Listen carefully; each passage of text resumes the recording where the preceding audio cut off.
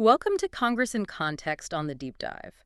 We're your quick guide to what's really happening inside Washington. That's right.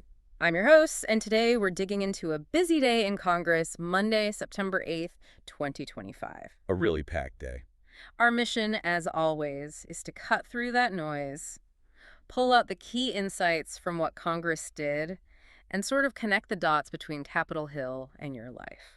Exactly. We'll cover quite a range from food assistance debates, which got pretty heated, to national security stuff, and even some efforts to make government run a bit smoother. Yeah, it sounds like a day that really showed both sides, some surprising agreement, but also some really deep division. It did. And we're here to help you unpack what it all means. Okay, so let's maybe start with the positive. Those moments of unity, it's always good to see bills passing with, broad support. Definitely. First one up was the United States Grain Standards Reauthorization Act of 2025, H.R. 4550. Seems kind of technical. It is, but it's really important. It's basically renewing a law that's been around for a century, vital for American grain farmers and exporters to ensure safety, quality. Health standards. Exactly.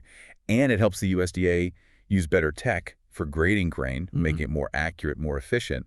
That builds trust in U.S. grain worldwide. And trust is huge, right? Especially for farming states. I think Rep. David's mentioned Kansas, the wheat state, billions in exports. Makes sense why this got bipartisan backing and passed quickly. Absolutely. Then there was the Mental Health and Aviation Act, H.R. 2591, another big one for safety and well-being. Okay, what's the focus there? It's about making it easier for pilots, air traffic controllers, folks in aviation to get mental health care without fearing for their jobs or facing huge hurdles. That seems incredibly important given the stress of those jobs. Totally. The bill pushes the FAA to update its mental health policies regularly, act on recommendations from a mental health task force. So practical steps. Yeah, and crucially, it funds recruiting more aviation medical examiners, including psychiatrists, to clear up those backlogs for pilots needing special clearance. Plus, a campaign to reduce the stigma. A multi-pronged approach. Good to see that pass strongly, too. It was. And sticking with support, but shifting to veterans, the Transport Jobs Act, H.R. 3855. Ah, the acronym bill. Transitioning retiring and new service members to Port Ocean Rail and Truck Jobs Act. Quite a mouthful. It is, but the goal is straightforward.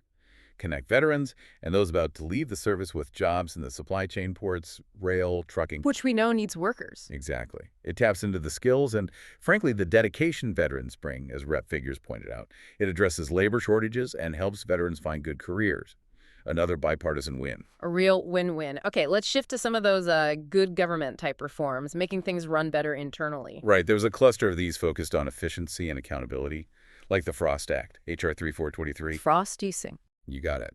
It just clarifies that airport improvement funds can be used for storing de-icing materials, not just the trucks that spray it. A small fix, but important for airports, especially in cold places. Yeah. Passed easily. Makes sense. Then the Space Act, H.R. 3424, sharing office space. Yep, the Shared Property Agency Collaboration and Engagement Act. It tells the GSA, the government's landlord, basically to figure out how federal agencies can share office space better. To save money, presumably. That's the idea. Cut down on waste, save taxpayer dollars by using the buildings we already have more smartly. That one passed overwhelmingly 397 to 1. Shows real agreement there. Wow, near unanimity. And connected to that, the PST Act, H.R. 3425, about security personnel. Yes, the Personnel Oversight and Shift Tracking Act. This one's critical for security at federal buildings. It forces the Federal Protective Service to tighten up oversight of the private security contractors they hire. Was there a specific problem prompting this? There was. A recent GAO report found contract guards were missing banned items, batons, pepper spray in half of covert tests. Plus, their system for tracking who was on duty was basically broken and paper-based. Yikes. Okay, so this aims to fix those security gaps. Precisely. And it passed 402 to 0. Another sign of clear, urgent need. That's quite a mandate. And one more in this vein, the River Basin Commissions. Right. The Mid-Atlantic River Basin Commissions Review Act, H.R. 3428. It just directs the GAO to review the ethics, funding, and practices of the commissions managing the Susquehanna, Delaware, and Potomac rivers. Standard oversight stuff. Got it. So beyond the nuts and bolts of legislation, Congress also, takes time for symbolic actions, right? Recognizing important moments. Absolutely. We saw the Miracle on Ice Congressional Gold Medal Act pass the House, H.R. 452. For the 1980 hockey team. That's the one. The bill actually spells out the context back then: stagflation, Iran hostages, Cold War. Hmm. That win was more than just a game. It was a huge morale boost for the country. A really powerful moment in sports history. Definitely. And on a much more somber note, the Senate passed Senate Resolution 371. What was that regarding?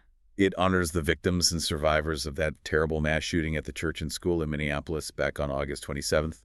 2 children killed, many injured. Just awful. Yeah. The resolution condemns the violence, commends the first responders. It's a moment where, politics gets set aside and Congress comes together in grief. Important moments, both celebratory and sorrowful. Okay, let's pivot now, because alongside that unity, the divides were really on display too, weren't they? Oh, absolutely. The Farm Bill and the proposed cuts to SNAP, the Supplemental Nutrition Assistance Program, really ignited some fire. What was the main complaint? Well, several Democrats were furious about the House Ag Committee pushing forward a Farm Bill framework, they said, without addressing what they called draconian SNAP cuts. Strong language. Very. One member basically said, no negotiations on the Farm Bill unless fixing SNP cuts is part of it. We won't trade away food for the hungry. They also pointed out that farmers themselves are worried because SNAP benefits are used to buy their food. So it ripples through the whole food system. Right. And the rhetoric got sharp, linking SNAP cuts to tax cuts for billionaires, calling it the largest cut to food assistance in our nation's history. They also raised alarms about underfunding for Meals on Wheels, potentially hitting almost 2 million seniors. So a fundamental clash over priority social safety nets versus, say, tax policy. That's exactly what it looks like, a very stark divide. And that wasn't the only area of friction. The Senate got bogged down in nominations, right? Judicial and executive branch appointments. Yeah, Senator Grassley called it a crisis.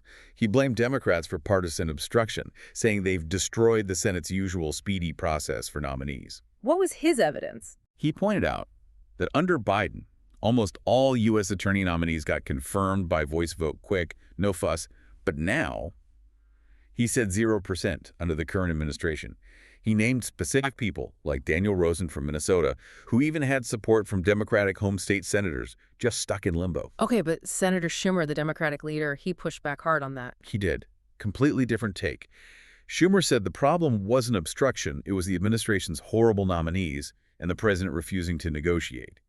He quoted Trump as basically saying, go to hell on finding bipartisan ground. Wow. Schumer framed it as the administration trying to pay for tax breaks for the rich by cutting health care, and argued some nominees just lack integrity or respect for the rule of law. So 2 completely opposing views of the same situation. What happens next there? Well, the immediate test is this week. They've scheduled cloture votes. That's the vote to end debate and move to a final vote for Maria Lanahan for a district judge spot and Robert Law for a DHS position. How those go will tell us a lot about whether this gridlock continues. Definitely something to watch. Now, beyond Congress itself, there was a lot of criticism directed at the administration's actions on Monday. Let's start with that offshore wind project. Right, the Revolution Wind Project. Rep. Courtney was really incensed, calling the administration's halt work order on it utterly reckless. Why the halt? The project was well underway, wasn't it? Yeah, $4 billion invested, 80% done. Suddenly, the administration cited new national security worries, radar interference, even possible swarm attacks from undersea drones. That sounds dramatic. Was there any basis for that? Well, that's the point Courtney made. He said it contradicted a Defense Department letter from just last December that found no adverse impacts. So the justification seems shaky, and he argued it hurts workers, electricity customers, and maybe even the job market. Okay, what else? We heard complaints about school funding. We did. Rep. Gronia accused the administration of illegally holding back billions in education funds Congress had already approved and making cuts in Northern Virginia schools specifically, blaming it on culture wars and politics, worsening learning loss. And energy policy came up again, too. Yes, Rep. McCollum slammed the administration's proposed budget cuts for energy efficiency and renewables, a $1.6 billion cut, she said, nearly 50%. She argued it would cost Minnesota millions and threaten over 60,000 clean energy jobs there. And she mentioned LIHEAP, too, the heating assistance program. Right. She highlighted the president's proposal to eliminate LIHEAP entirely, calling it unnecessary, while she stressed it's a lifeline for low-income families, especially seniors. Okay, quite a range of criticisms. There was even talk about National Guard use and trade with India. Yeah, Rep. Bynum took issue with the talk of sending the National Guard to Portland. calling it nonsense Yeah. and an unwelcome occupation. She drew parallels to D.C. and L.A., suggesting Guard members ended up doing things like picking up trash instead of actual security roles. Questioning the motive or effectiveness. Exactly. And Rep. Khanna criticized what he called the president's reckless foreign policy style, specifically imposing 50% tariffs on India, arguing it hurts a key relationship and potentially U.S. farmers, all due to, in his words, a fragile ego. Strong words there. And finally, a very serious issue, public safety and bail reform came up after a tragic murder. Yes, the murder of Irina Zarutska in Charlotte by someone repeatedly released. This prompted several members like Rep. Harris and Rep. McLean Delaney to condemn soft-on-crime policies and liberal judges. And there's legislation related to this? Yes, Rep. McLean Delaney is pushing the Keeping Violent Offenders Off Our Streets Act. It aims to make it tougher for violent offenders to get released without bond and could potentially pull federal funds from local governments that don't tighten up their policies. It taps into a really heated national debate. Absolutely. Okay, that covers a lot of the specific actions and debates.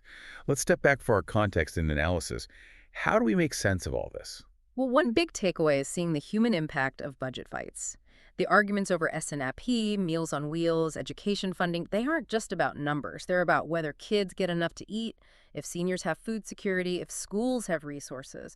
It really highlights that deep split on the role of government and social safety nets. Yeah, the big ugly bill rhetoric really drove that home. In the Senate nomination battle, it's a perfect example of checks and balances in action, but maybe not in the way the founders perfectly envisioned it. How so? It shows how that system, designed to prevent tyranny, can sometimes grind things to a halt, especially in a hyper-partisan era. Even seemingly qualified nominees like Rosen with bipartisan home state support get caught in the crossfire. Those upcoming cloture votes are like procedural tests of just how deep the gridlock runs. Okay. And looking broader, national security is always a huge piece of the puzzle, especially with the NDAA, the Annual Defense Policy Bill. For sure. The discussions around the FY26 NDAA show Congress grappling with a lot. You see efforts to counter global threats, like illegal fishing that destabilizes regions, or specific initiatives aimed at curbing Russian and Chinese influence in places like the Western Balkans. So geopolitical strategy in action. Definitely. And there are initiatives for security cooperation in the Baltics, tech innovation in the Middle East to counter Iran-backed groups, but also big debates about our own capabilities. Like the nuclear posture. Exactly. There are amendments proposed like no first use for nuclear weapons without Congress declaring war. And there's huge sticker shock over the cost of modernizing the nuclear arsenal, almost $1 trillion projected over the next decade. That's a 25% jump. Wow. That's enormous. It is, and it's forcing tough questions about affordability and strategy, leading to proposals to maybe not fund things like new submarine-launched missiles or certain warheads. There's even a provision reinforcing congressional oversight if reserve troops are deployed domestically outside of disaster relief. So lots of layers to the defense debate. And on the economic side, using finance as a tool. Right, that DFC Modernization Act you mentioned. It's about boosting the U.S. International Development Finance Corporation to make strategic investments overseas, partly to compete with China and Russia, countering what they call predatory investment practices. It's economic statecraft, using development finance for foreign policy aims. Makes sense. And finally, amidst all the policy and politics, Congress still takes time to recognize service and significant events. That miracle on ice medal, the resolution for the Minneapolis victims, these acts matter. They show Congress reflecting shared national moments, both pride and sorrow, that sometimes cut across the divides. It's part of their role, too. a necessary function. Okay, looking ahead, what are the immediate things to watch? The government funding deadline looms large. Hugely critical. Less than 3 weeks left. They have to reach some kind of agreement on appropriations, or we face a shutdown. The outcome impacts almost everything the federal government does, including those debated programs like SNAP. It's crunch time. And those Senate nomination votes we talked about? Yep, the cloture votes for Lanahan Law and Dudek this week. They'll be a key indicator of whether the partisan logjam holds firm or if there's any potential for movement on appointments. Very telling votes. The defense and foreign policy evolution also seems set to continue. No doubt. The NDAA debates show these issues. Nuclear strategy, competing with China and Russia, global security initiatives are front and center. We'll keep seeing policy shifts and major budget discussions there. And all of this ultimately comes back to citizen engagement, right? How these decisions affect people. Absolutely. Whether it's food assistance, energy projects, school funding, safety policies, these aren't abstract debates. They hit home. Understanding that connection is why paying attention matters. So wrapping up this deep dive, we've covered a lot from those moments of bipartisan agreement on things like grain standards and aviation mental health to the really sharp clashes over S&P and nominations, plus all the ongoing defense and policy debates. It was a busy day, reflecting the complex reality of Congress. And these deep dives, they're really meant to give you the knowledge to engage further. We hope you do dig deeper into the issues you care about. And you can. Remember, all the bills we mentioned, H.R. 4550, H.R. 2591, H.R. 3005, those space and post acts, you can find them and read them yourself on congress.gov. It's a great resource. It really is. And don't forget, you can contact your own representative and senators. Tell them what you think about SNAP or nominations or that wind project. It's your voice in the process. Keep tracking those upcoming votes and deadlines, too. Again, congress.gov is your friend there. So here's a final thought to leave you with. We heard really passionate arguments from both sides, especially about the human cost of decisions, like with SNAP. So thinking about that, how can we, as citizens who are trying to stay informed, nudge Congress towards prioritizing those long-term, people-focused solutions, maybe over the pull of short-term political wins? That's the big question, isn't it? Something to ponder. Thanks for joining us on the Deep Dive. We'll catch you next time.